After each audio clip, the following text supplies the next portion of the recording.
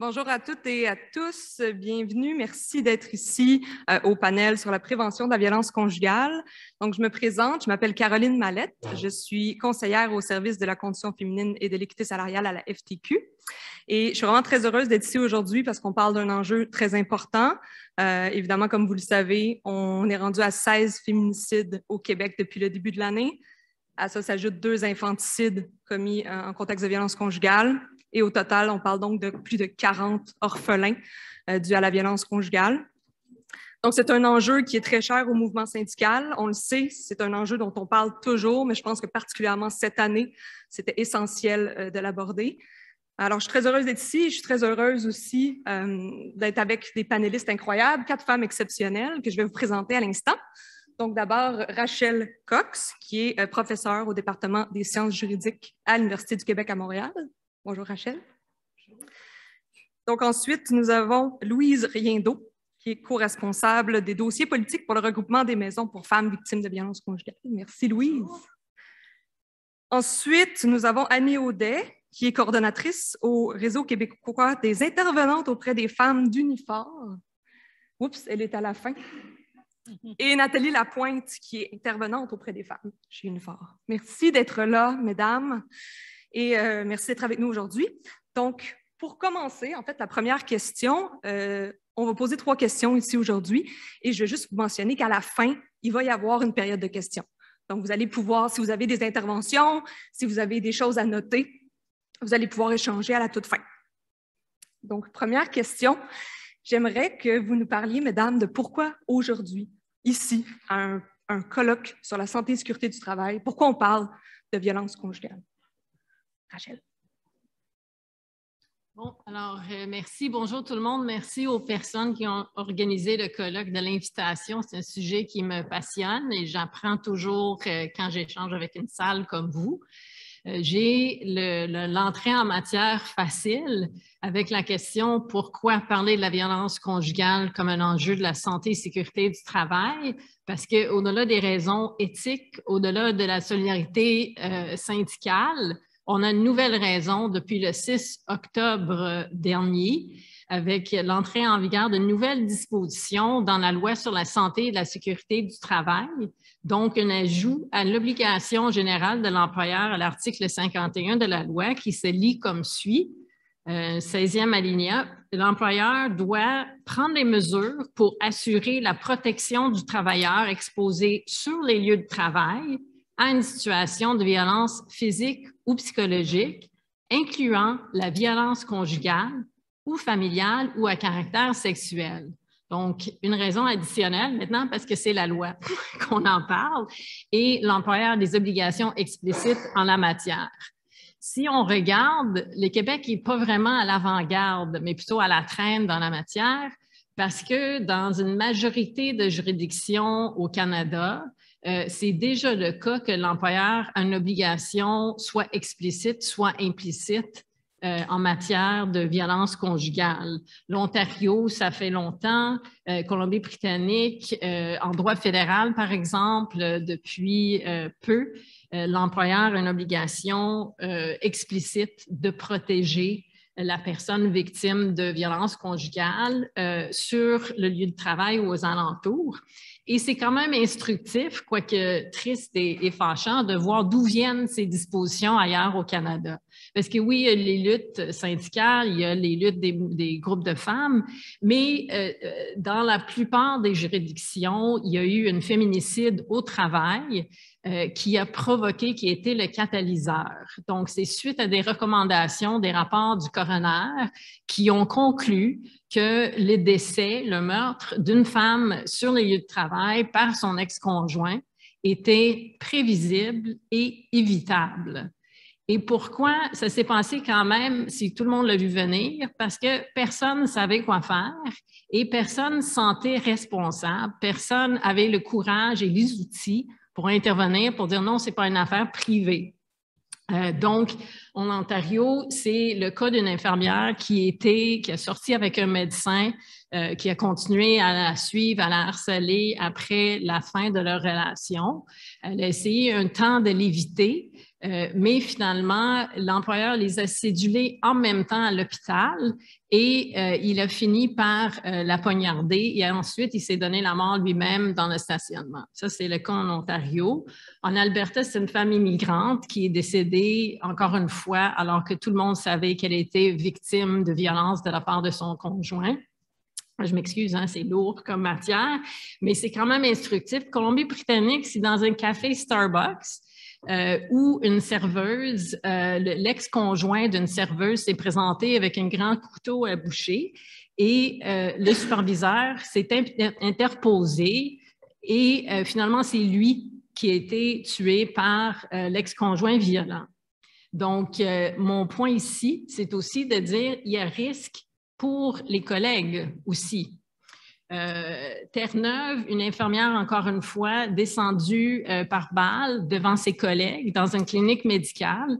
L'employeur avait été averti de la situation du danger et il n'a pas pris ça suffisamment au sérieux.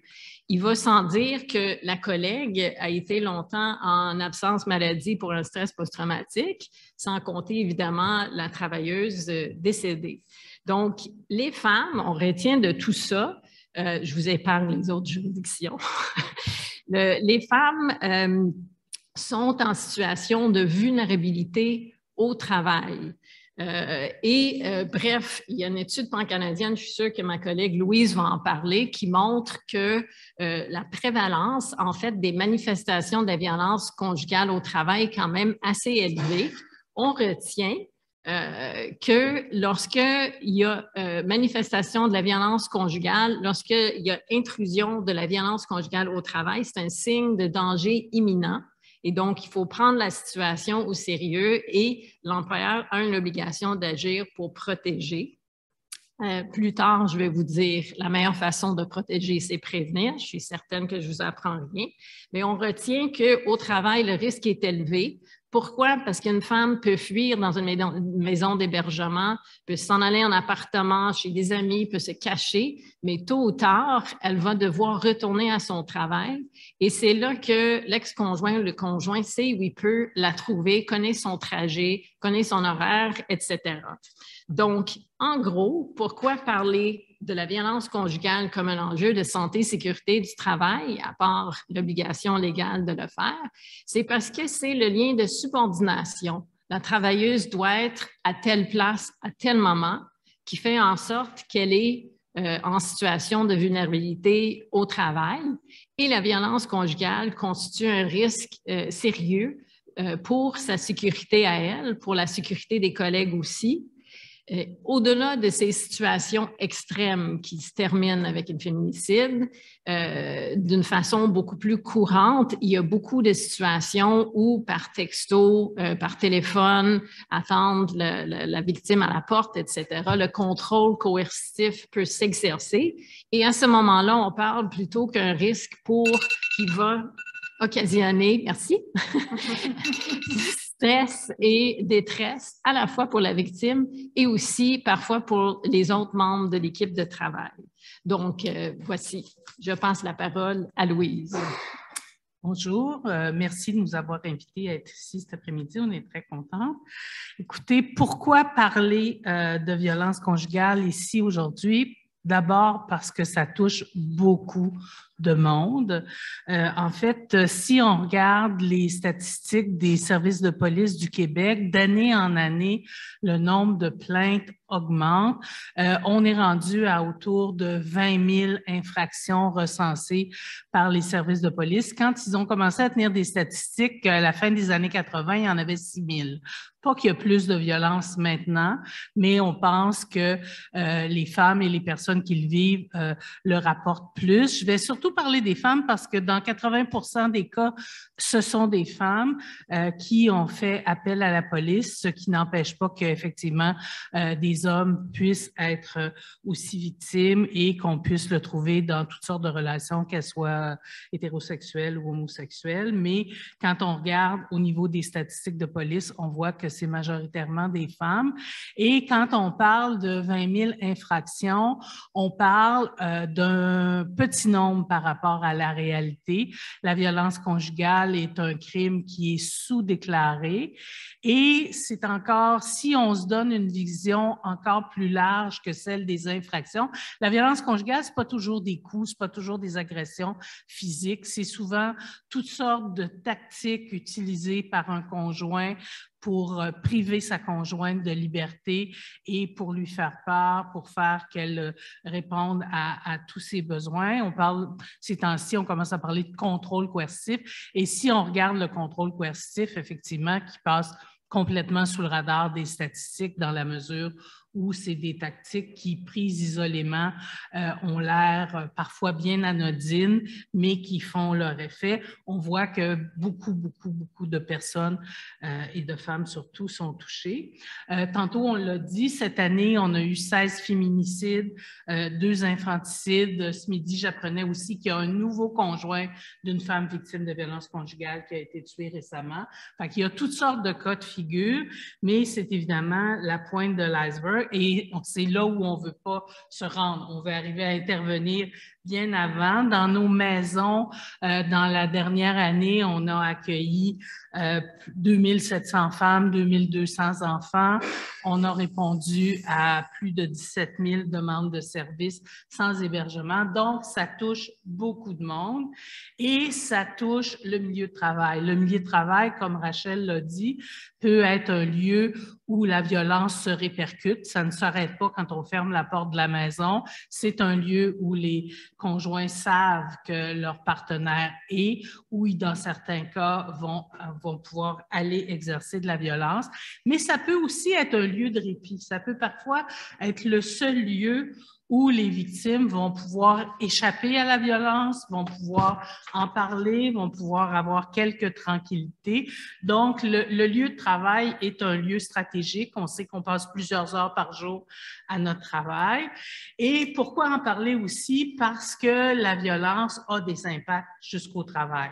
Des impacts sur les victimes elles-mêmes, qui peuvent devoir s'absenter, qui peuvent être stressées, qui peuvent être moins concentrées sur leur travail, qui peuvent avoir des accidents de travail, des collègues pour des impacts pour les collègues, pour les gestionnaires qui parfois vont se retrouver à écoper de la tâche ou à avoir à gérer ces situations-là sans trop comprendre ce qui se passe, à être inquiet pour les victimes. C'est l'étude de l'Université Western dont parlait Rachel a montré qu'effectivement, beaucoup de collègues étaient inquiets, savaient qu'une collègue vivait de la violence ou un collègue était un partenaire violent.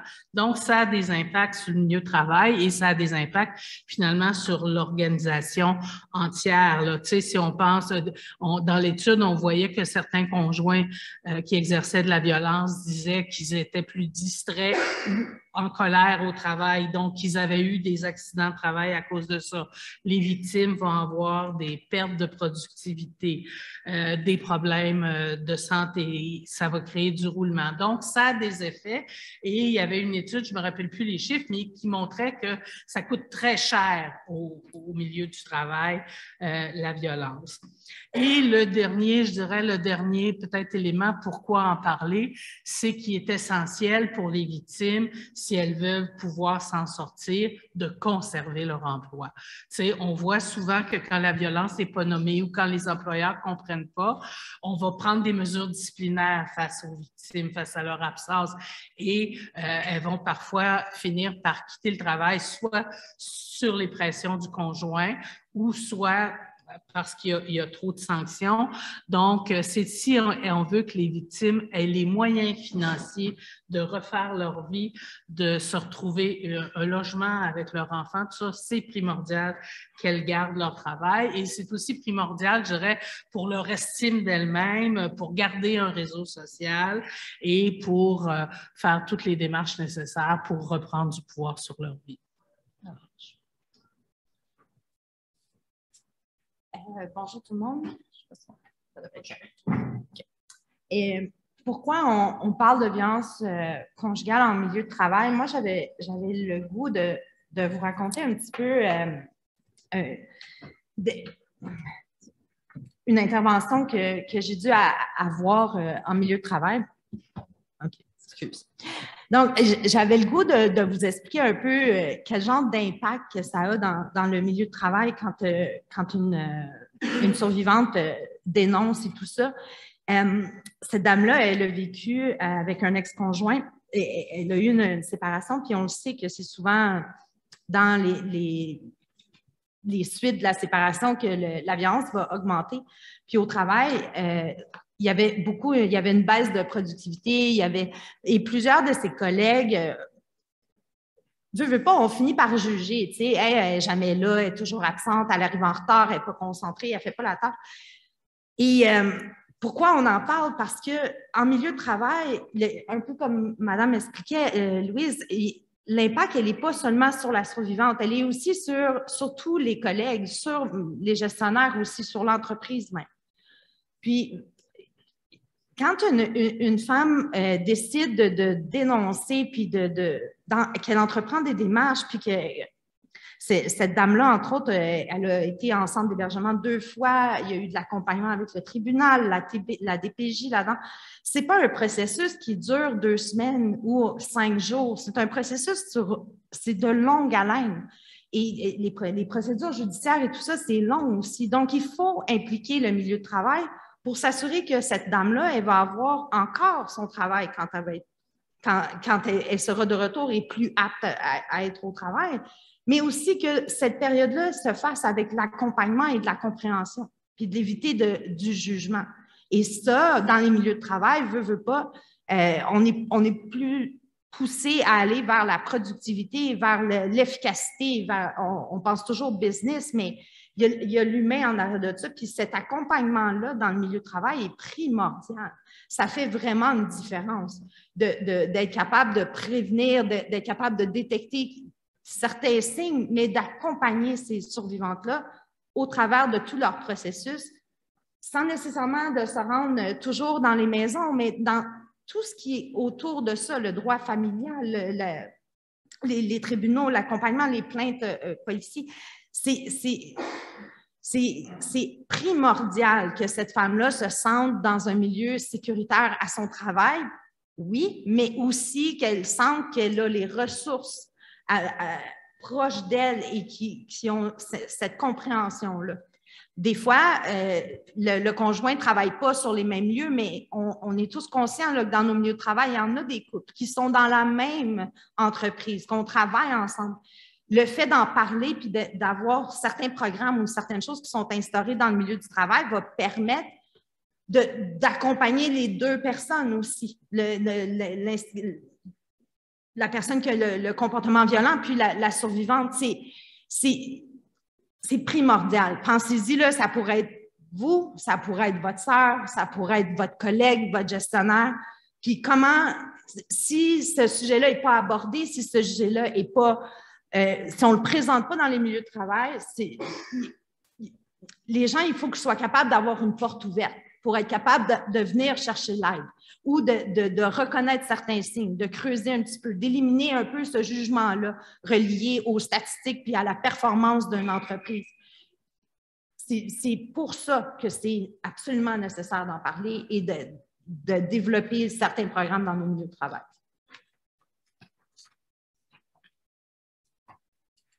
Merci beaucoup. Je pense que le point est fait. Donc, tout le monde est convaincu ici que la violence conjugale est bel et bien un enjeu de santé et sécurité du travail.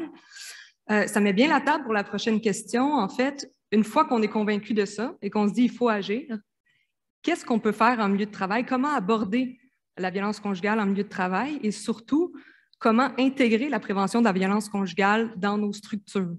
Donc, on aimerait beaucoup vous entendre sur cette question-là. Rachel. Alors, comment intégrer la violence conjugale dans les structures de santé et sécurité du travail? Ma réponse est double.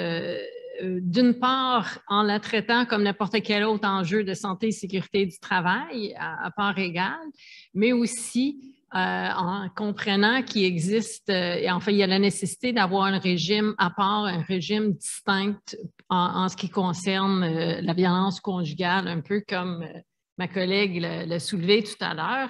Donc, je m'explique un peu plus. Je pense, pour moi, c'est une grande victoire de parler de la violence conjugale dans une loi de prévention comme la LSST.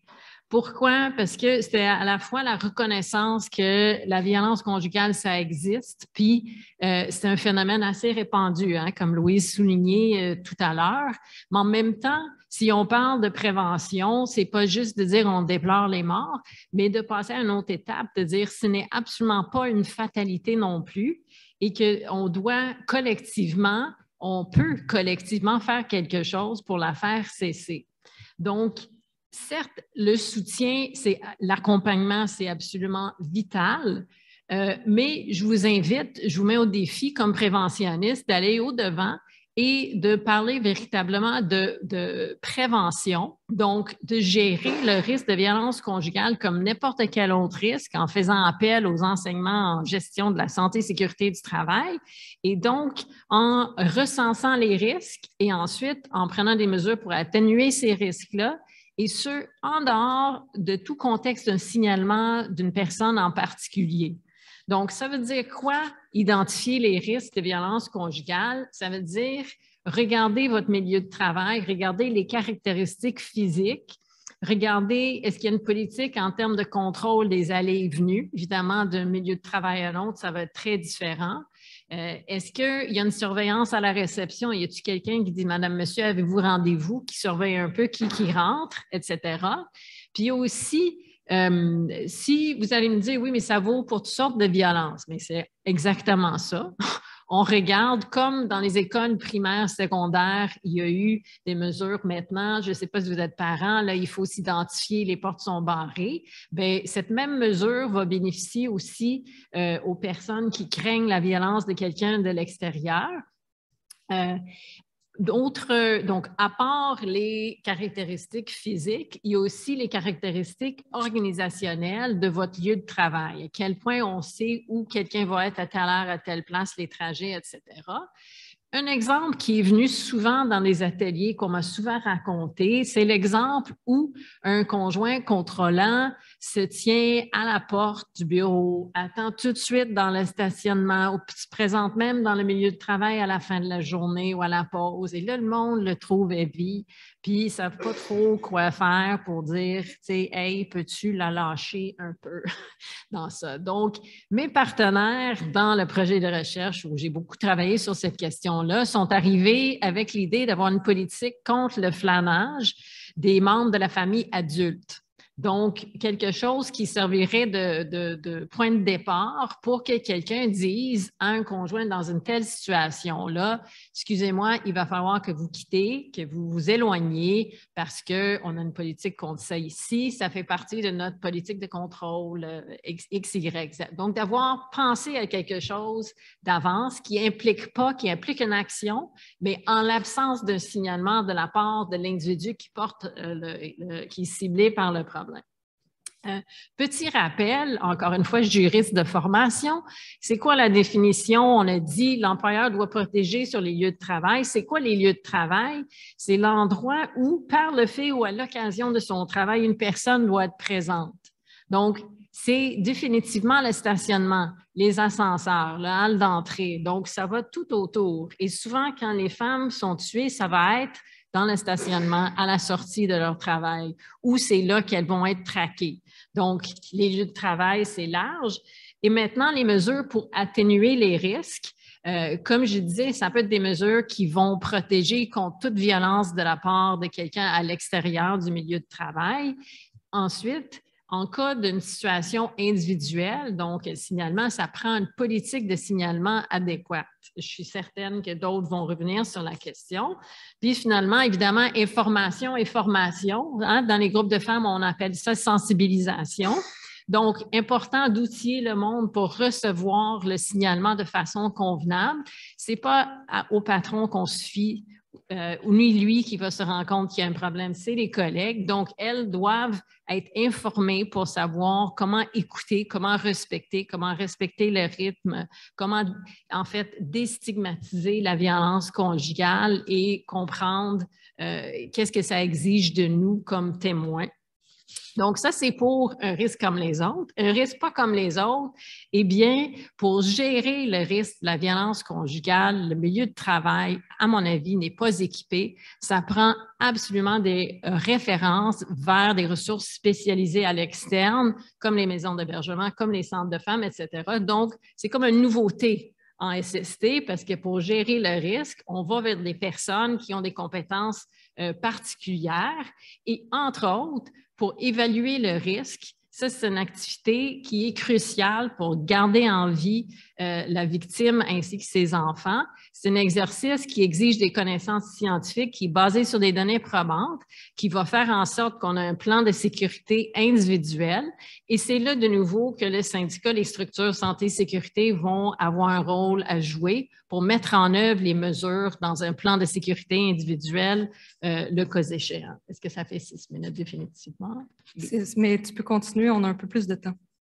S'il y a quelque chose à dire. Mais je voulais juste dire qu'en termes, avec la nouvelle façon de parler post-projet de loi 59, on parle donc de risque pour la sécurité à gérer. On parle aussi d'un risque pour la santé psychologique, ce stress quotidien, la détresse, le désarroi du milieu de travail, le malaise, et aussi, à la limite, d'un risque psychosocial. Pourquoi? Parce que quand les pratiques de gestion ne permettent pas de prendre en compte la violence conjugale, bien, ça crée un effet néfaste pour la cible, mais aussi pour toute l'équipe de travail.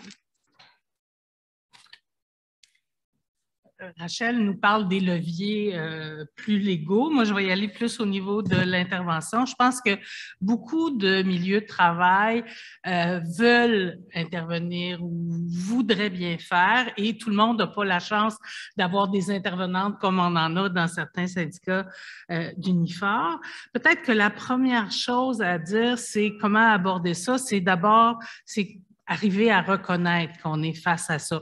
Parce que souvent, on est mal à l'aise, on dit « c'est ça me regarde-tu, c'est-tu privé, est-ce que je me mêle pas de mes affaires? » Peut-être que des signes peuvent nous aider à penser à dépister que c'est une situation de violence conjugale. Par exemple, si on a une collègue qui reçoit de nombreux appels, des appels incessants, des courriels incessants, des textos de son conjoint à tout moment, si à chaque midi, on voit qu'elle va s'isoler puis elle va lui parler, dire ce qu'elle fait dans sa journée. On a parlé tantôt des conjoints qui viennent au bureau, qui attendent la femme à la sortie du travail ou d'autres signes peuvent être des femmes qui vont arriver souvent en retard, qui vont être absentes. On a vu des conjoints qui empêchent les femmes d'aller travailler ou qui les ont battues toute la nuit, ce qui fait que le lendemain, elle ne se rendra pas au travail avec des marques. Des femmes qui s'isolent de l'équipe, qui sont jamais disponibles quand il y a un 5 à 7, qui refusent toutes les invitations parce qu'elles peuvent tout simplement pas y aller. Des femmes, on l'a dit tantôt aussi, dont le rendement professionnel diminue, qui ont de la difficulté à se concentrer ou qui sont toujours sur leur garde, qui semblent anxieuses. Ça peut être des signes qui peuvent nous permettre d'essayer d'ouvrir la question. Puis des fois, on ne sait pas comment faire. Des fois, une simple question sur comment ça va chez vous ou comment ça va dans ton couple peut permettre à des femmes d'ouvrir. Je pense qu'il faut aussi être stratégique, trouver des moments opportuns où la femme va pouvoir être à l'aise de parler, lui nommer qu'on a des inquiétudes. Au fond, si on se trompe, ça sera juste tant mieux. On peut faire une erreur en essayant de prévenir, mais ne rien faire parce qu'on est mal à l'aise peut avoir des conséquences plus graves. C'est aussi important d'assurer à la personne la confidentialité. Peut-être qu'elle sera prête à se confier, mais elle n'est pas prête à déclarer à l'ensemble du milieu de travail qu'elle est victime. Et il ne faudrait surtout pas, puis c'était une des inquiétudes qu'on avait là, face aux employeurs, que des employeurs se mettent à devenir inquisiteurs pour se demander si une femme ou une autre ou plusieurs sont victimes de violences alors que les femmes ne sont pas prêtes à en parler. Fait qu'il faut trouver la mesure, puis il faut à prime abord avoir des attitudes aidantes croire les femmes, pas les faire sentir responsables de la violence qu'elles vivent, respecter leurs décisions. Quitter un conjoint violent, ça prend du temps, ça prend beaucoup de courage. Il faut se rappeler aussi qu'une histoire de violence conjugale a toujours commencé par une histoire d'amour et que souvent les femmes continuent d'aimer ces hommes-là. Ils ne sont pas toujours violents à toutes les minutes du jour. Donc, ce n'est pas quelque chose de simple. Donc, on ne peut pas brusquer une personne pour l'amener à faire des gestes qu'elle n'est pas prête à prendre. Ce n'est pas une bonne idée non plus d'aller parler au conjoint pour essayer de le raisonner. C'est elle qui va payer les conséquences. Et ça peut sembler complexe, mais un peu comme Rachel le disait, on ne s'attend pas à ce que les milieux de travail deviennent des intervenants, deviennent des spécialistes de la violence conjugale. Mais ce qu'on peut faire, c'est se réseauter effectivement avec des ressources qui sont spécialisées, qui, elles, vont pouvoir aller plus loin avec les femmes. Puis, si on pense aux maisons d'aide et d'hébergement, par exemple, souvent on pense que c'est un endroit où les gens vont quand ils fuient, quand ils ont besoin d'hébergement, quand ils ont besoin de se cacher. Oui, mais c'est beaucoup plus que ça. Dans les maisons, on parle beaucoup plus de maisons d'aide et d'hébergement que de maisons d'hébergement maintenant parce qu'on a développé au fil du temps des services de consultation externe pour des femmes qui ne sont pas rendues à quitter le conjoint ou qui n'ont pas besoin d'hébergement, justement parce que peut-être elles ont un travail, elles ont des alternatives, elles peuvent déménager ailleurs. Il y a aussi de l'accompagnement chez l'avocat, des références, de l'accompagnement dans les mesures judiciaires. L'intervention peut durer aussi longtemps que la femme peut en avoir besoin. Il y a des interventions auprès des enfants pour les aider. Ils vivent aussi les conséquences de ça, donc pour les aider à vivre ça, pour aider les mères à reprendre leur rôle de mère avec elles. Et tous ces services-là sont gratuits, confidentiels, accessibles 24 heures par jour. Donc, d'où l'avantage de se réseauter avec des ressources spécialisées qui vont pouvoir aider les milieux de travail à mettre en place les mesures de prévention et à accompagner les victimes. Louise, elle a fait une belle entrée de matière. Nous, chez Unifor, on a effectivement un programme qui s'appelle le Réseau des intervenantes auprès des femmes. Puis bon, on n'est pas des spécialistes, effectivement. On est des femmes qui travaillons, on est issus de nos milieux de travail. Et puis, c'est des clauses qui sont négociées. En fait, si je fais un peu l'historique du programme, ça a été négocié pour la première fois en 1993 avec les 3 grands de l'automobile. Fait que c'est vraiment parti de l'Ontario. Et puis, tranquillement, là, avec le temps, on est rendu à 400 intervenantes dans les milieux de travail pan-canadien au sein des unités d'Unifor. Fait que ça a commencé comme ça et puis vraiment, c'est ça, on n'est pas des spécialistes, on est des femmes issues du milieu de travail qui sont nommées souvent par les directions syndicales et puis la façon que ça fonctionne, c'est que, bon, c'est ça, on négocie la clause avec notre employeur, fait que tout de suite en partant, l'employeur est pour ça, il est pour le travail qu'on fait, il appuie le travail qu'on fait. On négocie les libérations de l'intervenante, on négocie sa formation. Fait que tout ça, c'est pris en charge. On travaille, en principe, il y a un homologue du côté patronal qui est nommé. On aimerait ça dans le monde idéal que ce soit une femme du côté patronal. Des fois, c'est pas possible, puis on doit travailler avec des hommes. Mais bon, l'idée, c'est qu'on est là justement sur le milieu du travail. On peut cerner des fois des choses que parce qu'on a cette proximité-là avec les travailleuses. Et puis c'est ça, ça nous permet vraiment d'avoir le feeling plus rapidement parce qu'on est là.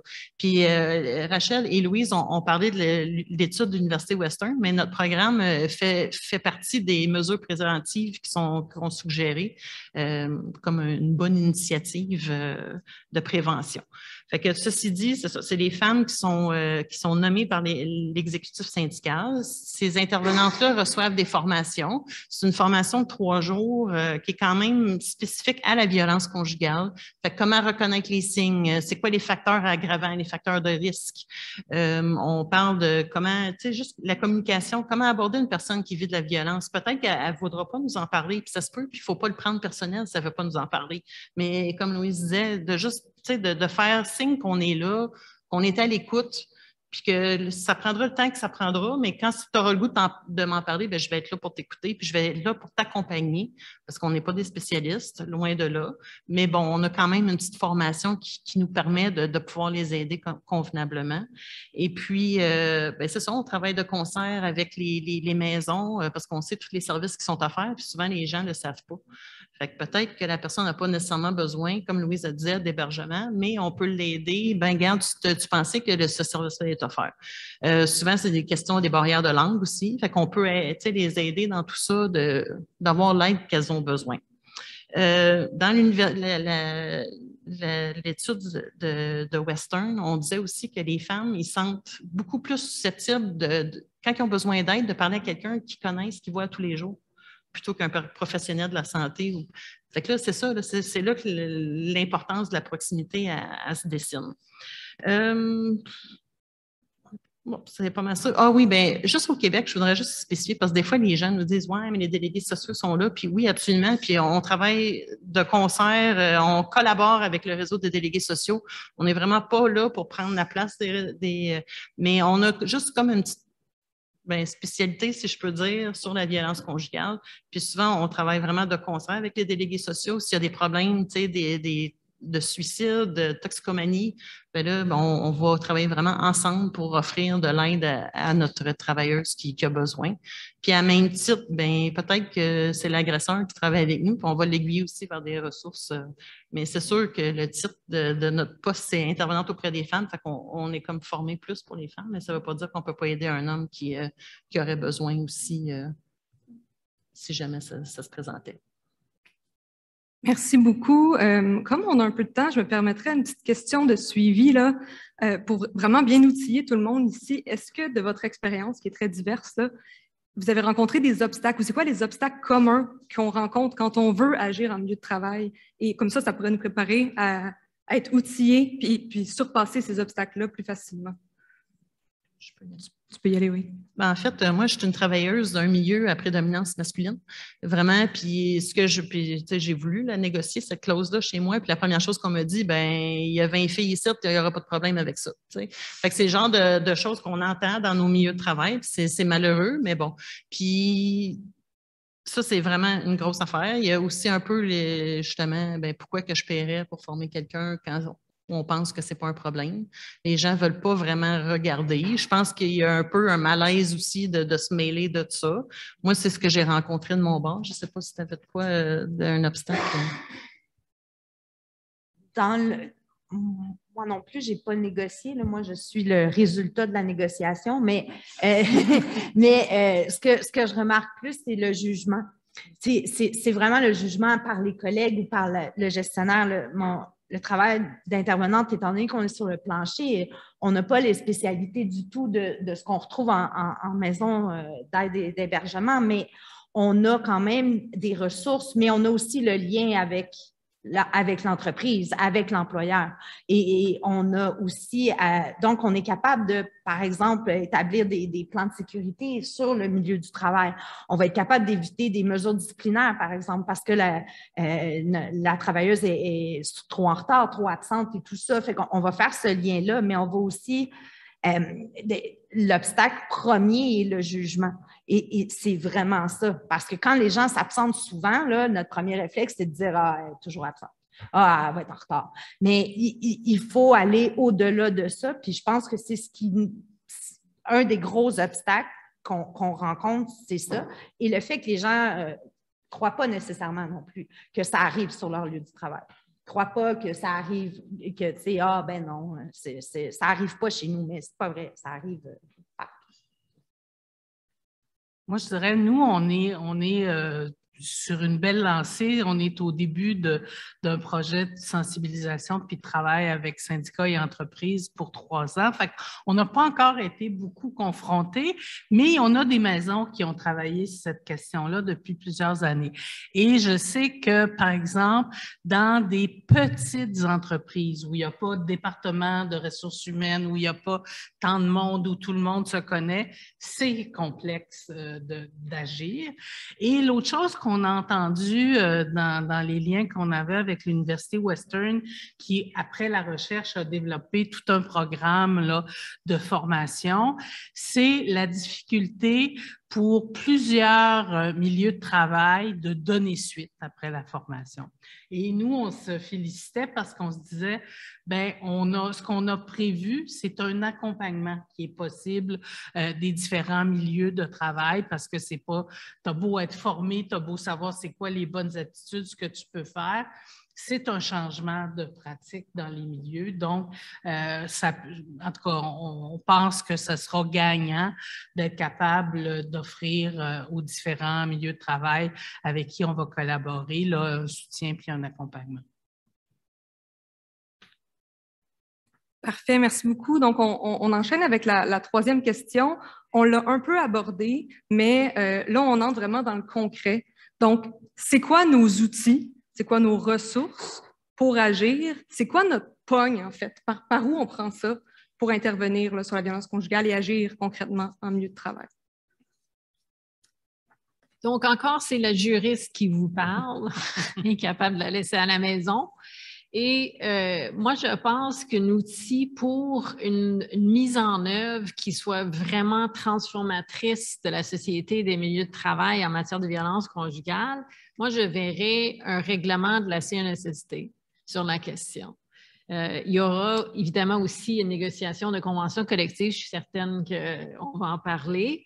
Je verrai aussi une protection d'emploi, ou bien dans la convention, ou bien dans la loi sur les normes du travail, comme une prochaine étape, justement à cause de ce rôle clé de détenir un emploi quand tu veux quitter une relation abusive. Et le trouble dans lequel les victimes, les survivantes se retrouvent alors qu'elles tentent de quitter. Puis, je vous ferai un petit rappel aussi sur les nouveaux outils, en fait, les anciens outils qui sont nouvellement disponibles, vu cette obligation explicite nouvelle pour l'employeur. Donc, pour aller un petit peu plus loin sur la question de règlement, moi, je ressens, puis tout ce que j'entends ici le confirme, le besoin de standardiser les pratiques. En quel sens? Parce qu'on ne se cachera pas qu'il y a un certain danger de dérapage. Hein? Il y a des employeurs qui veulent rien savoir, mais à mon sens, aussi dangereux, c'est les employeurs qui veulent tout faire. Donc, ils veulent mettre leur cape de Superman puis arriver, dire je vais te sauver, tu vas aller à telle place, et puis moi, je vais te régler ça, puis tu ne verras plus, puis garde le prochain chum, va te checker pour toi. Tu sais, c'est pas ça l'idée. Hein?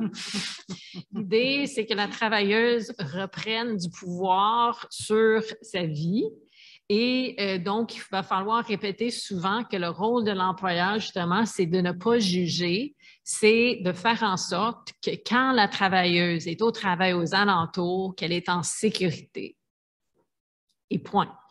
Donc, pour éviter ce danger de dérapage, pour standardiser les pratiques, pour faire en sorte que vous n'avez pas à réinventer la roue à chaque fois si vous n'avez pas déjà quelque chose dans votre convention collective, pour faire en sorte que les milieux de travail non syndiqués aient des pratiques adéquates, moi, je verrais un règlement qui établirait un certain nombre de dimensions d'une politique de prévention, dont la première chose, c'est le référencement à l'externe comme pratique consacrée, la confidentialité d'un signalement.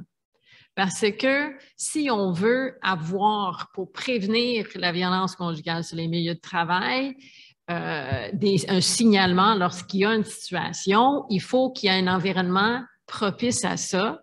Puis la confidentialité d'un signalement, c'est un élément de base. Si tu veux que le monde en parle, il faut que tu offres des garanties que ce n'est pas tout le monde qui va parler de ta vie privée le lendemain. Donc, mes partenaires, les groupes, entre autres la maison d'hébergement, mais aussi le CAVAC, le Centre d'aide aux victimes d'actes criminels, le Centre des femmes sur la Côte-Nord, on fait une trousse et dans la trousse, ils demandent aux employeurs de s'engager, de respecter le droit au respect de la vie privée de la travailleuse et donc de ne pas transmettre l'information qu'aux personnes qui ont absolument besoin de les avoir pour sécuriser le milieu de travail pour la travailleuse, pour la rémunérer ou pour, etc.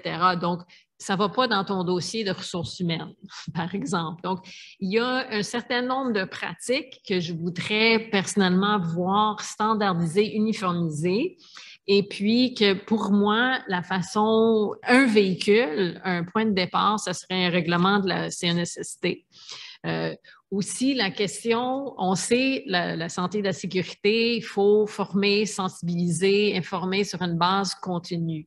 J'ai fait une étude préliminaire dans les juridictions, les dispositions sont déjà en vigueur. Puis qu'est-ce qu'on me dit? C'est pas la première fois que tu parles de violence conjugale dans le milieu de travail que tu vas avoir une demande d'aide. C'est quand tu fais une conférence midi au mois ou 2 mois que finalement quelqu'un approche à la fin pour dire « je pourrais-tu avoir une référence ». Donc, il faut établir un rapport de confiance et faire des activités en continu qui vont équiper le monde pour écouter comme il faut, avec respect, puis éviter des incompréhensions envers la victime. Donc, il faut répéter la chose.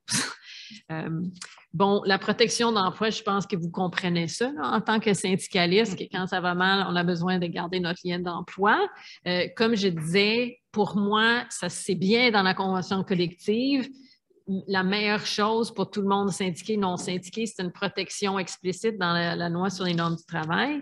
Puis, dernier petit point pour vous, aussi, c'est important pour vous outiller, que vous pensez, si vous intervenez, à votre propre santé mentale, puis que vous évitez des traumatismes vicariants, donc par personne interposée, en venant en aide, en venant soutenir. Il y a une étude faite au Royaume-Uni sur des syndicalistes, des représentants syndicaux qui venaient en aide aux femmes victimes de violences conjugales.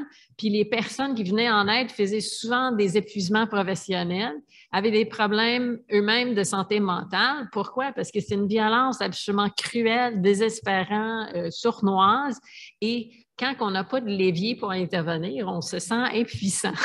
Donc, c'est important aussi que le syndicat soutienne les personnes qui viennent en aide plus directement pour bien agir en matière de violence conjugale. Donc, voici pour mes propositions d'outils à moi. OK. Dans une perspective qui est plus aussi encore de l'intervention.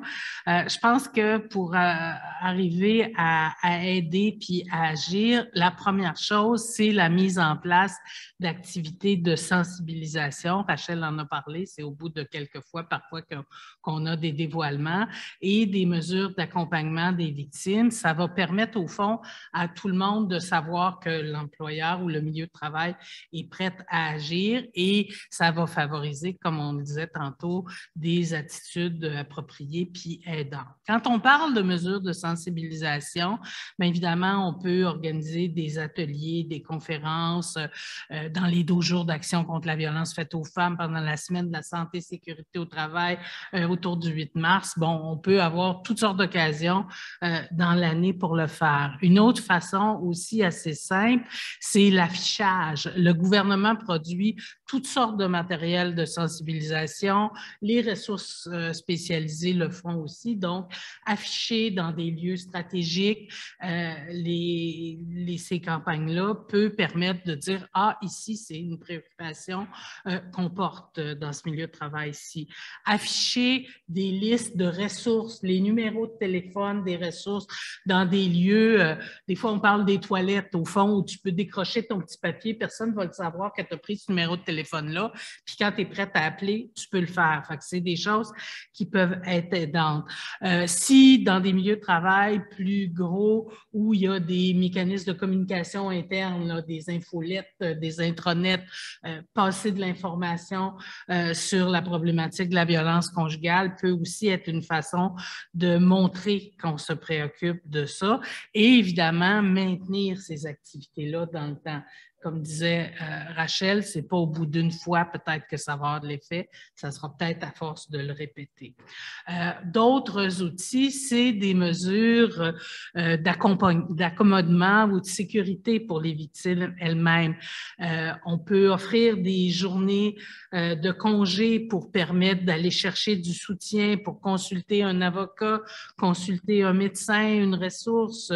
Dans le cas d'une victime qui vit vivrait du harcèlement par téléphone, on peut changer son numéro de téléphone, changer son adresse de courriel professionnel pour que le conjoint ne le connaisse pas. Ça peut, dans certains cas, être utile de permettre une flexibilité des horaires. Elle n'arrive plus à 9 heures, puis elle part plus à 5 heures. C'est plus difficile pour le conjoint de la traquer au moment de l'arrivée du départ. Est-ce qu'on peut lui permettre de contacter la police, de contacter un avocat, une intervenante pendant ses heures de travail, de les rencontrer parfois sur les lieux de travail? Est-ce qu'on peut l'accompagner, au fond, dans ces ressources-là? Évidemment, éviter les sanctions disciplinaires, comme on parlait, et rester, au fond, dans une attitude là, progressive au niveau du travail. Si on peut, évidemment, l'idéal, c'est qu'il y ait des personnes ressources attitrées pour travailler avec les victimes et les accompagner. Ça sera beaucoup plus simple pour elles de trouver leur chemin.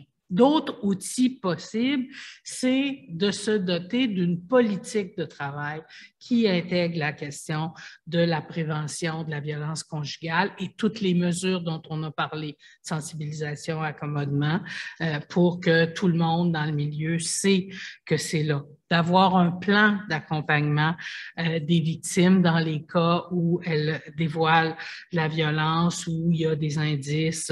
Ça peut être aidant pour la personne qui reçoit le témoignage de l'employé de savoir quoi faire parce qu'on a réfléchi puis on a un plan là-dedans. Puis qu'effectivement, dans ce plan-là, on ait prévu la question de la confidentialité, la question du respect des choix de l'employé, les différentes mesures d'accompagnement, de référencement, quel suivi on va donner avec elle. Et on a parlé tantôt des plans de sécurité. Qu'est-ce qu'on fait si monsieur est à la réception? Qu'est-ce qu'on fait si le conjoint est dans le stationnement? Est-ce que d'autres collègues ont été menacés? Est-ce que les personnes qui aident ont été menacées? Qu'est-ce qu'on fait dans tout ça? Fait que si on arrive à prévoir ça, au fond, on va être beaucoup mieux équipé pour mettre en œuvre cette nouvelle obligation-là qui est dans la loi. J'allais vous parler de toutes les clauses qu'on peut négocier, mais Louise, ça vient de tout. Ben non, c'est parfait, c'est exactement ça. Dans le fond, c'est de nommer une personne ressource, de la reconnaître officiellement dans une convention, comme, tu sais, vraiment un effort conjoint pour lutter contre la violence conjugale, de prévoir les balises, là, tu sais, tout ce qui encadre son travail, comment on gère ses libérations, comme je vous disais tantôt, la formation, est-ce qu'elle va avoir un local pour pouvoir faire un entretien, tu sais, loin des yeux de tout le monde? Est-ce qu'on va lui offrir une ligne téléphonique propre pour ça? Bon, ben c'est toutes des choses qu'on peut négocier puis de mettre sur papier, même si on n'a pas une personne nommée tout de suite, au moins ce sera là. Puis l'avantage aussi, c'est qu'une membre qui voit que, bon, regarde, il y a un engagement vers ça, va peut-être se sentir plus ouverte de venir vous en parler. Outre ça, ben c'est sûr, la protection contre les mesures disciplinaires, on le dit depuis le début, là, bon, ben ça se peut là, que l'absentéisme soit élevé, ça se peut que la productivité diminue. Bon, ben on va avoir une clause contre les mesures disciplinaires, mais vraiment pour des choses reliées à la violence conjugale. Puis ça, la façon que ça a été nommé dans certaines de nos conventions, c'est vraiment avec les modalités et les conditions qui sont convenues entre le syndicat et l'employeur. Fait que c'est pas le syndicat qui décide. C'est vraiment, ensemble, on s'assoit puis on prend le cas de cette personne-là, on regarde, c'est-tu un impact de la violence qu'elle vit? Si oui, ben on fait fi de la mesure disciplinaire. Puis aussi, j'ai vu des clauses, là, des textes, on parle vraiment de déclaration de bonne foi.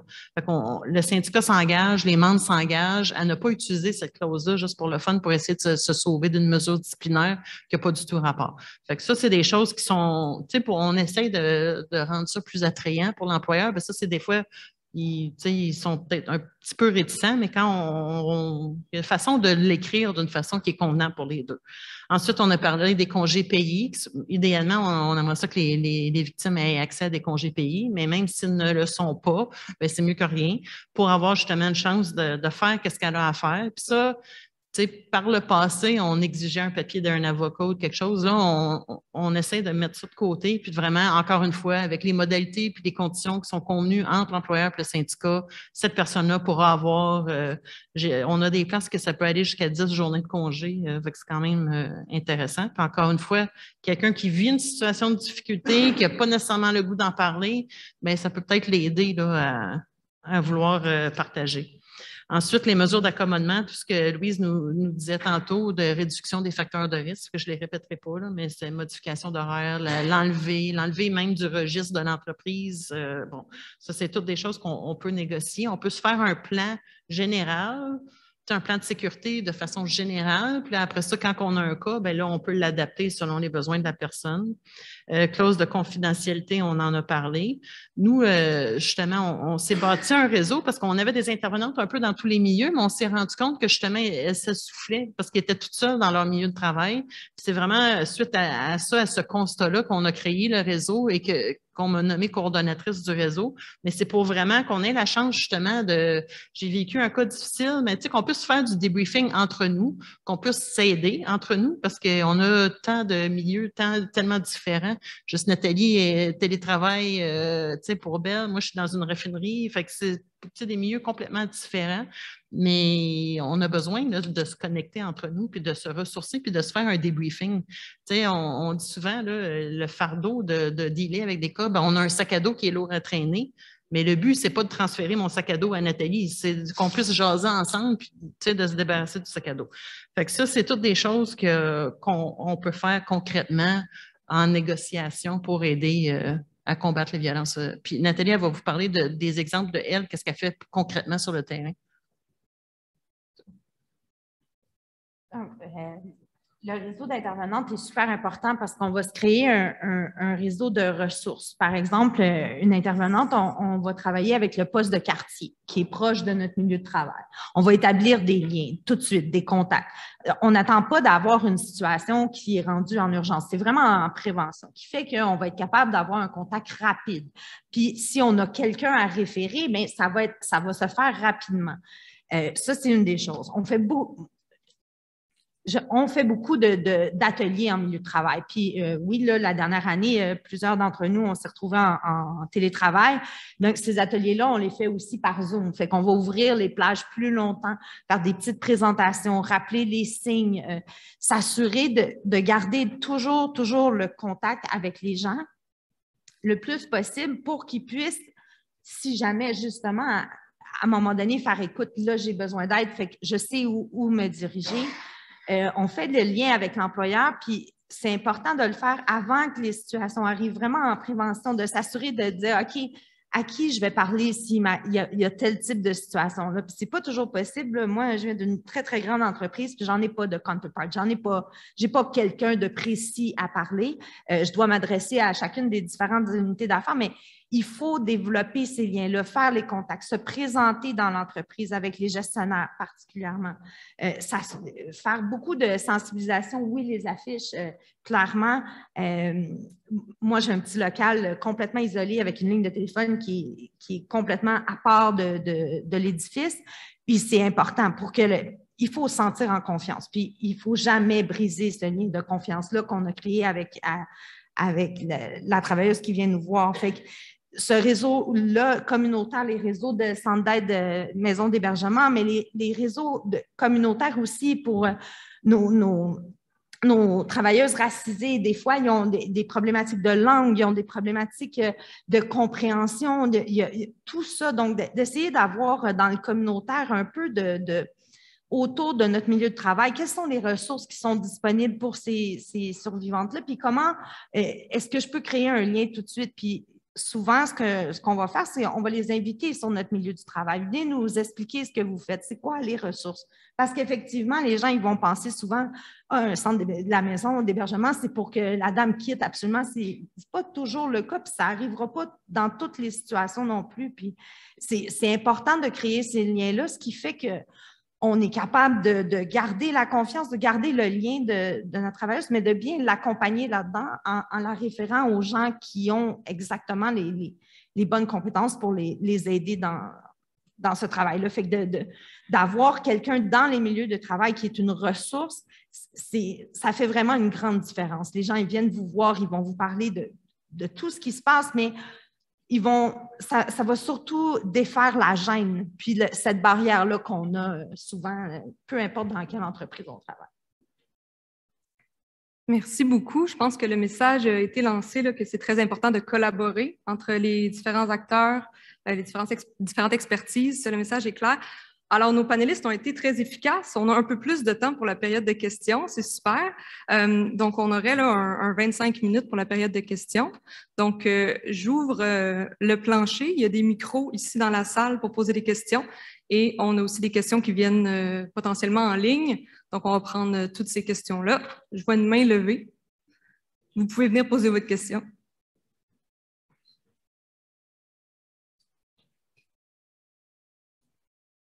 Bonsoir, mesdames.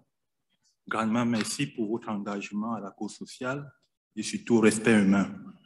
La réponse à mes questions va me permettre de mieux apprécier le travail que vous faites déjà. Je vais donc aller très directement à la première question. J'en ai 4. Il y a certaines études qui disent que dans le milieu occidental, étant donné que le travail absorbe beaucoup de personnes, ils disent que l'amour, généralement, se retrouve en milieu de travail. Et peut-être que j'aimerais vous entendre sur... Oui, vous avez développé le cas des violences venant du milieu familial.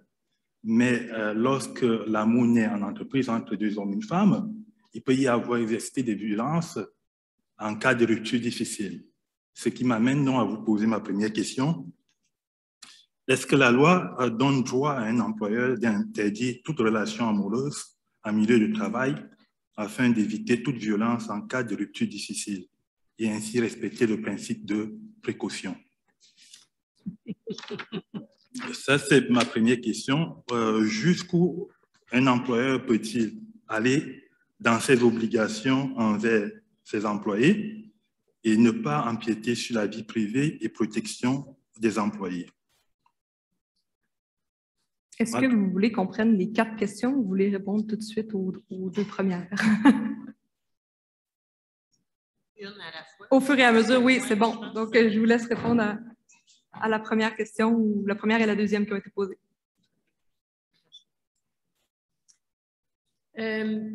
Est-ce que l'employeur pourrait, je veux dire, félicitations pour l'invention, c'est vraiment un principe de la santé et sécurité, de précaution qui va au-delà de la prévention. Est-ce que l'employeur pourrait interdire les couples dans son milieu? Je crois qu'il y a des entreprises américaines qui ont abordé l'idée. Au Québec, je pense que ça ne serait pas acceptable au plan social et justement, ça serait une intrusion dans la vie privée des employés. Si on ne peut pas édicter le lieu de résidence, mais seulement demander la disponibilité au travail, je pense que la réponse est non. Là où vous avez tout à fait raison, c'est que ça crée des situations difficiles quand les 2 partenaires, le conjoint qui abuse et la personne cible, sont dans le même milieu de travail. Il y a peu de jurisprudence sur les dispositions ailleurs au Canada, mais quelques causes en Ontario où ces dispositions-là ont été invoquées alors que l'employeur avait décidé de congédier la femme et de garder l'homme à son emploi. Donc, leur utilité. C'est sûr que le syndicat, il faut mettre ça. Est-ce que le syndicat a un devoir de représentation envers les 2 personnes? Certainement, mais ce n'est pas différent, par exemple, d'un cas de harcèlement psychologique où le syndicat devra agir en parallèle. Tantôt, comme je disais, quand j'étais conseillère syndicale, je ne le défendrais pas, mais je vais le représenter concernant ses droits. Tantôt agissant pour protéger, entre autres, le lien d'emploi du partenaire violent, tantôt pour promouvoir le droit à la paix au travail, le lien d'emploi de la personne ciblée. Et sur la question des droits du conjoint violent dans le même milieu de travail, je souligne que c'est pas nécessairement dans l'intérêt de la victime que son conjoint soit congédié non plus. Pourquoi le chômage du conjoint violent, c'est un facteur de risque pour l'homicide, pour le féminicide. Et c'est pour ça, et c'est pas à moi de faire le débat, mais simplement vous présenter le débat. Le CTC a introduit une politique, non pas de tolérance zéro, qui peut servir à l'employeur pour justifier un congédiement, mais plutôt de responsabilité progressive qui vise à mieux encadrer le partenaire violent plutôt que de prendre une posture où on préconise la rupture du lien d'emploi. Peut-être ajouter, en tout cas, moi, je n'ai pas d'exemple au plan québécois, mais au plan international, on a vu des entreprises qui, dans certains cas, ont choisi d'avoir une politique de tolérance zéro qui, donc, mène au congédiement. D'autres ont plutôt choisi d'avoir une politique, peut-être que j'appellerais de la main tendue, où on va inviter les partenaires violents à faire une démarche, à aller consulter un groupe pour conjoints violents, à tenter de changer leur comportement dans un premier temps.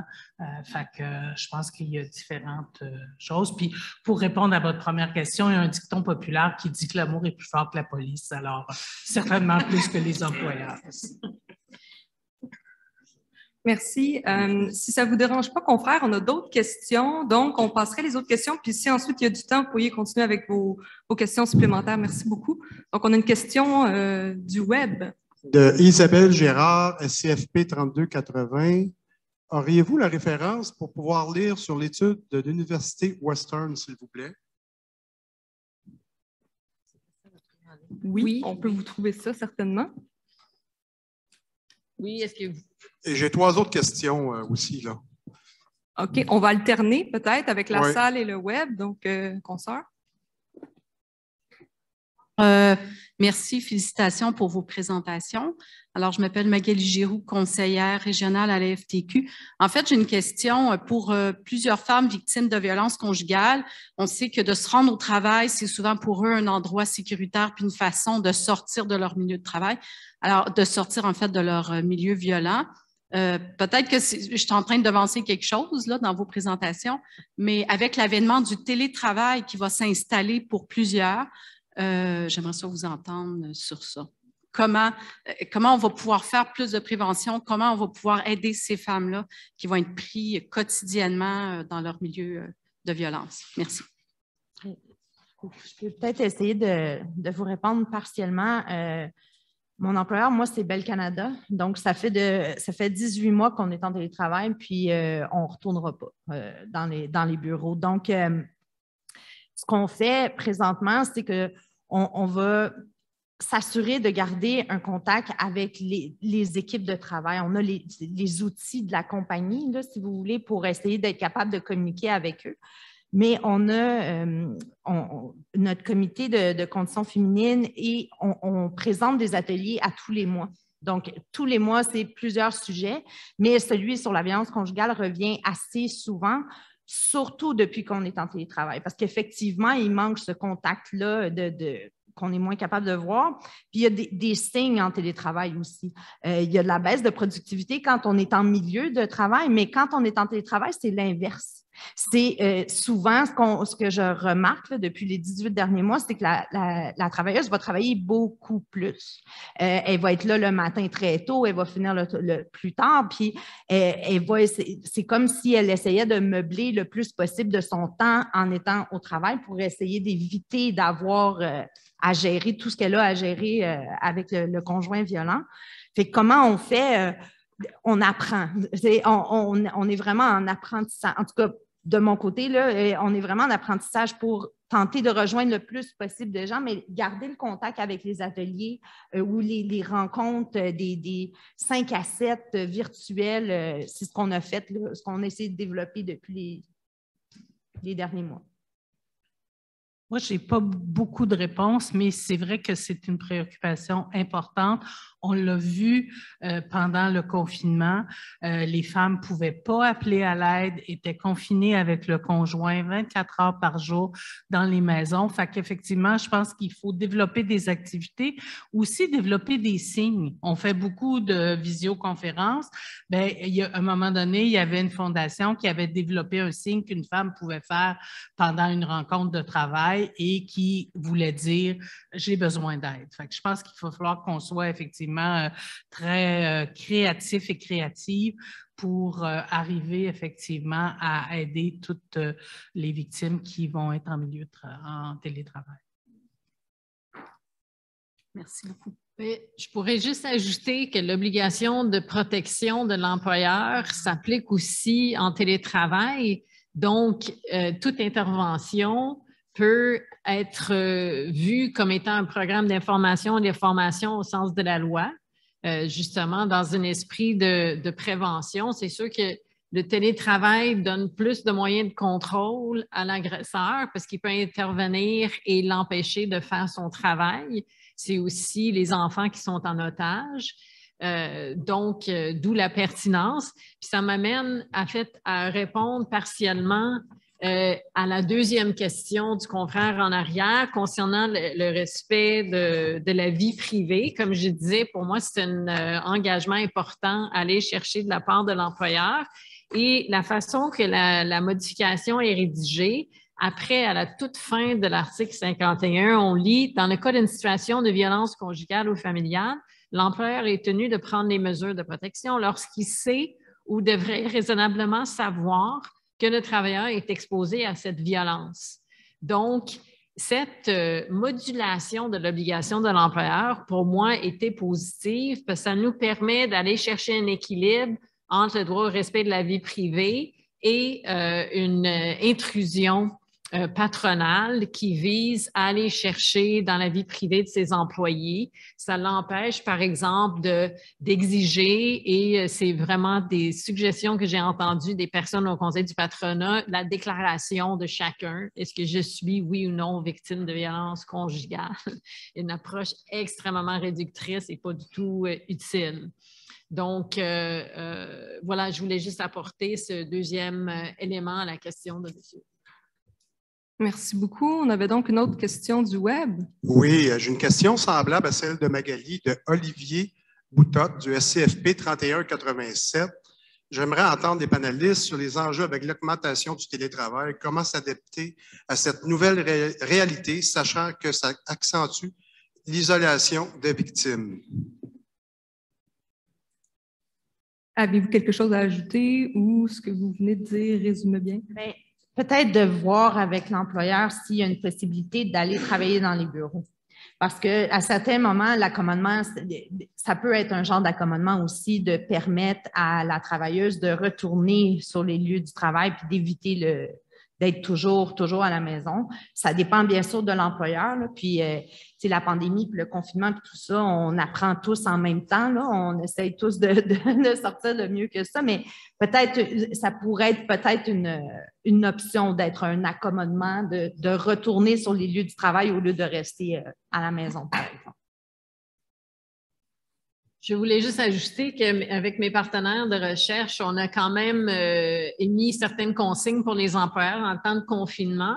Puis, évidemment, c'est le retour prioritaire, c'est ça qui convient le mieux à la travailleuse, mais aussi de diffuser régulièrement sa politique, voulant dire qu'il prend position contre la violence conjugale, que c'est permis de consulter sur le temps de travail des ressources, que voici les ressources dans votre région, et aussi, si vous voulez faire un signalement, voici comment. Après ça, on va voir qu'est-ce qui peut être fait. Donc, de rappeler que l'employeur, quand même, doit fournir la possibilité de faire le travail comme il faut. Et donc, si la situation à la maison ne convient pas, pour toutes sortes de raisons, y compris la violence conjugale, il y a quand même des responsabilités en la matière. Je sais qu'il y a eu on m'a dit qu'il y a eu dans la fonction publique québécoise, il y a eu des retours précoces au bureau négocié pour certaines travailleuses. Donc, la plupart du temps, c'est possible. Merci beaucoup. Donc, on a une question ici dans la salle. Vous pouvez y aller. Bonjour, Daniel Cloutier, Unifor. Peut-être plus un commentaire qu'une question, mais vu que tu l'as nommé, Nathalie, je me permets, dans l'environnement Bell, et là, ça comprend Bell, Bell Media, BCE et Tutti Quanti, la confidentialité et le respect de la vie privée étaient devenus une arme que l'employeur utilisait pour empêcher de progresser sur des dossiers de violence. Quand le fédéral a développé la nouvelle politique sur la violence en milieu de travail, évidemment, le premier réflexe a été de nous évacuer de tout le processus sous le prétexte de la confidentialité. Et on a réussi à contourner ça récemment en mettant en place une coordonnatrice nationale à la violence en milieu de travail, ce qui inclut, donc, selon la politique du fédéral, les cas où je pourrais personnellement être victime de violence, mais où je pourrais rapporter que quelqu'un d'autre, un collègue, a été victime de violence. Et ça inclut aussi également les relents de la violence conjugale. Ce qui fait que, dorénavant, aussitôt qu'une plainte, une dénonciation, même une dénonciation anonyme, la coordonnatrice nationale Unifor dans l'environnement de Bell va être mise au courant de tous les détails de la plainte, en même temps que la personne désignée chez l'employeur, et va procéder à tout le processus, également en soutenant la victime ou la victime alléguée dans la compréhension des étapes de gestion d'une plainte de cet ordre-là. Donc là, on est en train de tester, voir ce que ça va donner comme résultat. Mais tout ça pour dire que c'est ça, la confidentialité dans ce cas-là, l'employeur s'en servait comme une arme pour tout simplement empêcher. Donc, au bout de la ligne, il n'y avait jamais de résultat sur rien parce qu'on prétextait, je ne peux pas t'en parler, c'est confidentiel. Et là, ça devenait véritablement problématique. Donc, ma question, c'est est-ce que effectivement, dans certains cas, tout l'enrobage qu'on met alentour de la vie privée ne devient pas un empêchement d'agir dans certaines situations? C'est sûr que c'est comme tous les droits en santé et sécurité du travail. C'est des droits qui ont été adoptés pour le bénéfice, pour protéger l'intégrité physique et psychique des travailleuses et des travailleurs, augmenter leur bien-être. Et si vous cherchez dans une base de données, la plupart du temps, c'est justifié, l'employeur les invoque pour justifier des mesures disciplinaires. Donc, c'est conçu comme étant un bouclier pour les personnes au travail. C'est utilisé comme une arme pour l'employeur. Ça, c'est des rapports de force, des rapports de pouvoir. Donc, comment mener ce débat, cette recherche d'équilibre sur le plan juridique? C'est sûr que c'est une question, vous avez donné un excellent exemple de comment contrer ces arguments-là. Par ailleurs, moi, j'ai travaillé dans le contexte d'un partenariat de recherche. Il y a eu des discussions ardentes de part et d'autre sur la question de la confidentialité et on m'a convaincu que sans garantie de confidentialité, il n'y en aura pas de signalement. Fait que dans tous les cas, tu n'es pas plus avancé. Donc, c'est important. Par ailleurs, moi, je pense que du moment qu'on considère que l'employeur a une obligation en matière de violence conjugale au sein d'une loi de prévention, ça implique un mécanisme de participation réelle de la part des travailleuses et des travailleurs et de leurs associations. Donc, inconcevable qu'on dise « Excusez-moi, on ne peut pas vous le dire », comme ils l'ont fait. Est-ce qu'il y a possibilité de dérapage? Est-ce qu'on est sur un terrain inconnu? Oui. Juste la question de est-ce qu'on demande aide de grâce? On l'a évité jusqu'à là au Québec. Est-ce qu'il faut produire un certificat pour démontrer que je suis un bona fide victime qui va me le certifier? Etc. On a évité ce débat-là au Québec. Dans d'autres provinces, ça a été toute une question, comment je prouve être victime de violence conjugale. J'espère qu'on va l'éviter complètement au Québec. La bonne foi se présume. Et à ce que je sache, le monde accourt pas pour se dire victime, pour tirer de façon frauduliste des bénéfices. Tout de même, on n'en est pas là. Donc, oui, des droits à mettre en équilibre et il faut s'attendre à avoir des débats sur le point de bascule entre le droit au respect de la vie privée et le traitement par le milieu de travail. Si vous regardez la convention de l'OIT, la convention 190 sur la violence et le harcèlement au travail, On va adopter en juin 2019 où on reconnaît la violence domestique comme un risque professionnel en passant. On va dire, mais la confidentialité va jusqu'au droit des collègues de le savoir parce que c'est leur santé et sécurité aussi qui est en jeu. Donc, un terrain où plusieurs droits vont devoir être agencés et peuvent par moment paraître en conflit. Donc, j'ai pris des notes, ce que vous dites, là, très intéressant, puis on suit de près. Merci. On a une autre question en ligne. De Jennifer Dubé du SCFP 2929. Pouvez-vous nous rappeler le pourcentage de violences femmes et hommes? Et j'ai une deuxième question rapide de Barbara Mayotte du SCFP 2850. Est-ce que les personnes présentes accepteront de donner leurs coordonnées si on veut de l'info plus spécifique pour développer quelque chose de notre entreprise? Bien, pour les statistiques, en tout cas au niveau des statistiques colligées par le ministère de la Sécurité publique à partir des services de police du Québec, grosso modo, 80% des infractions, ce sont des femmes qui sont des victimes et 20% des hommes. Si on prend la question du contrôle coercitif qui n'est pas qui n'est pas toujours avec des infractions, les chiffres sont beaucoup plus élevés. Il y a eu une étude en Écosse de fait où, au départ, il y avait un questionnaire qui avait été passé à des hommes là, dans des services psychosociaux.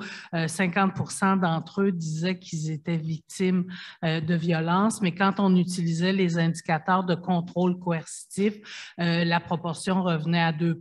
Fait que, prenons les chiffres de la police. Je pense qu'on peut facilement y aller avec ça, 80-20. Puis pour ce qui est de nos coordonnées, en tout cas certainement au regroupement, je vous disais, on est au début de quelque chose. On mène une campagne qui s'appelle Milieu de travail alliés contre la violence conjugale. Et dans quelques semaines, nos outils vont être prêts. On va être prêts aussi à aller, on a déjà commencé, même si les outils n'étaient pas produits, à aller rencontrer différents milieux de travail, faire des conférences. On est même en train de discuter avec un grand employeur d'un partenariat, en fait, où il va se doter d'une politique contre la violence à l'égard des femmes. Fait que certainement, là, je pense que les organisatrices ont nos coordonnées, puis nous, ça nous fera plaisir parce que tout comme vous, certainement, l'important pour nous, c'est que les femmes puissent rester en emploi si elles sont victimes et puissent obtenir de l'aide. Fait que, on a envie de collaborer avec tout le monde qui a envie de faire ça. On aura le temps pour une dernière question. Oui. Bonjour à tous et à toutes. Je vous remercie pour votre travail, c'est important. Ma question s'adresse à tous. C'est quel est le rôle des hommes? Parce que quand on parle d'intervenant, on parle d'intervenante. J'aimerais savoir quel est le rôle aussi des hommes. Merci. Je peux commencer. En fait, je pense que les hommes peuvent intervenir sans aller parler aux conjoints violents nécessairement, mais peuvent envoyer des messages à leurs collègues, à leurs proches, comme quoi la violence faite aux femmes, ce n'est pas des comportements qu'ils cautionnent. Je pense que la parole des hommes est importante à ce niveau-là et aussi dépendant des politiques que chaque employeur se donne à partir du moment où il a des auteurs de violence parmi son personnel. On peut voir aussi, mais peut-être que les collègues ont des exemples plus concrets. Mais souvent, nos dirigeants syndicaux sont masculins. De regarder les programmes d'intervenantes, par exemple, de négocier ces clauses-là dans les conventions collectives, d'être alliés, d'impliquer des femmes de leur milieu de travail à participer à la vie. Là, je parle de la vie syndicale, mais ça peut être la vie de l'entreprise aussi, de suivre des formations. C'est sûr qu'une victime de violence conjugale va probablement préféré discuter avec une femme comme intervenante. Cependant, tous les alliés sont capables de détecter des signes. Puis souvent, dans nos entreprises, les dirigeants sont masculins aussi. Fait que pour votre importance, elle est très, très importante de leur laisser la place, de donner les formations, de négocier ces clauses-là, de leur implication et de votre implication aussi. Merci beaucoup. Donc, ça va terminer la période des questions. On a encore quelques minutes. On voudrait donner la chance là, à chaque panéliste de faire un petit mot de la fin. Le contenu est de votre cru. Donc, on va commencer avec Rachel. Oui. Bien, les discussions étaient riches, dures à conclure, mais peut-être pour rebondir sur la dernière intervention, moi, je trouve que, comme j'ai commencé en disant longtemps, cette distinction privée-publique où on plaçait la violence conjugale dans la sphère privée, c'est ça qui a empêché aux femmes de vivre et de travailler dans un milieu exempt de violence, y compris de la violence conjugale longtemps. Je trouve qu'en inscrivant cette modification dans la loi sur la santé et la sécurité du travail, mais ça nous permet de dépasser cette distinction-là. Et de plus, la mobilisation syndicale que je vois me convainc que hommes et femmes et personnes non binaires du mouvement syndical, eh bien, là, c'est une nouvelle étape qui commence où on peut véritablement agir collectivement pour commencer à diminuer et un jour faire cesser la violence conjugale. Ouais, moi, j'ajouterais qu'effectivement, je pense qu'on a une alliance à faire entre tous ceux et celles qui travaillent déjà contre la violence conjugale et les milieux syndicaux. Nous, quand on a réfléchi à notre campagne, on s'est dit, bien, on va commencer par les milieux syndiqués parce qu'il me semble que ça va être plus naturel comme alliance pour être capable de faire bouger des employeurs qui seraient moins sensibles.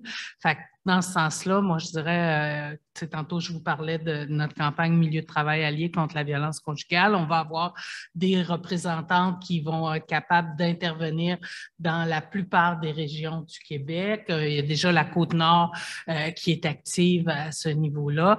Donc, je pense il faut travailler ensemble si on veut faire une différence. On sent que dans la population et aussi d'une certaine façon au gouvernement, le sentiment d'inquiétude et de préoccupation face au phénomène de la violence conjugale qui a été vraiment exacerbé là, par les féminicides récents qu'on a vus et là. Donc, travaillons ensemble, puis on va réussir à mettre en sécurité beaucoup plus de personnes.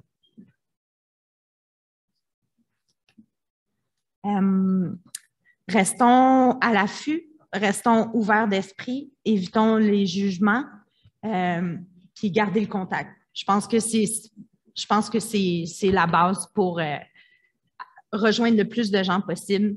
Parlez-en, soyez ouverts. Voilà. Je reviens encore à l'intervention, notre dernière question du monsieur qui se demandait qu'est-ce que je peux faire. Bien, en fait, c'est ça qu'on a besoin. C'est qu'on a besoin d'hommes qui prennent la parole puis qui disent, qui sont pas gênés d'en parler, qui disent que nous, ici, on est contre ça, on va soutenir les victimes. On a besoin d'entendre ça. Dans nos milieux de travail, souvent, on a l'impression qu'on est les seuls à tout le temps répéter la même affaire puis qu'on n'a pas nécessairement l'écoute de l'autre côté. Fait que c'est le fun, ça. Si on peut avoir ce mouvement-là, cet appui-là des hommes, là, ça va être super apprécié. Si on réussit à négocier toutes ces clauses-là, même si on ne les met pas en pratique, on espère jamais avoir à les mettre en pratique. Mais si on les a négociés, bien, la personne qui se sent un peu en difficulté, bien, elle va sentir, elle va savoir qu'il y a une ouverture puis qu'on va être à l'écoute. Parce que souvent, on a un sentiment de honte de raconter ces affaires-là. Mais si on sait là, que ça a été dit, ça a été redit, qu'il y a un engagement de soutenir les travailleuses, bien, on ne passera pas à côté de la POC. Là, ça va être vraiment... On a besoin de cet engagement-là. On a besoin de l'entendre régulièrement que la direction syndicale est pour la travailleuse, toujours pour la travailleuse, pour la maintenir en emploi, pour la soutenir de quelque façon que ce soit qu'elle a besoin. C'est ça? Merci. Donc, merci aux panélistes. Merci évidemment aux participantes, aux participants pour vos questions, pour les échanges. On voit que c'est un sujet qui interpelle tout le monde. Je pense qu'on ressort d'ici beaucoup mieux outillés et avec la tête pleine d'idées pour intervenir en milieu de travail. Donc, merci à tout le monde. Et vous avez donc une pause de 15 minutes, donc de retour à 15h15. Voulais-tu ajouter quelque chose? Non? Parfait. Merci.